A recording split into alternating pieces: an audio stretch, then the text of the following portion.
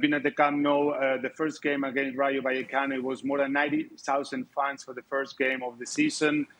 So you can really see that the fans are already excited about that Barcelona team for that season. Exciting going forward. Yes. But, I mean, although it was a pummeling against Sevilla yesterday, if Sevilla had anything more about them in that first 20 minutes, they completely outplayed Barcelona early on in the game, but just didn't have anything in the final third. And I think that's where the deficiencies are for Barcelona. And when you play the better teams like Inter and Bayern Munich, is that going to be enough to supplement the Pedris and the Xavis and the Lewandowskis, Rafinha, Dembele, Ansu Fati, and so on? That's the big question. Is you can definitely get. I mean, it's a better.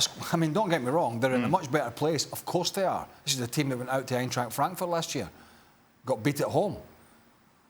So yes, it is better. But watching that game yesterday just showed me how you can. Yeah, they're silky and good on the ball, but you can get at them. You really can get at this Barcelona midfield and back line.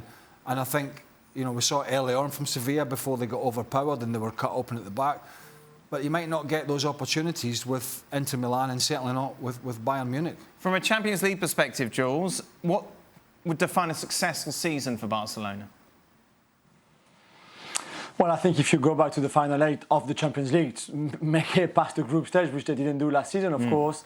I think if you're back into the quarterfinals and then wait for the draw and see what happens, you're already back with the best, or you should be back with the top 8 teams in Europe, which is where you belong, really. And that's certainly Xavi's ambition and target. It has to be, because then if you get a bit lucky in the draw, if you get, I don't know, the second leg at home, you don't know, and then you can be easily in the semi-final, and after that, it's another story. So I think quarterfinals and last 8 will be in itself, especially if the campaign in La Liga goes well, and if, let's say, they're still competing or challenging for winning it, and etc. Having a positive Champions League campaign will be at least the last 8.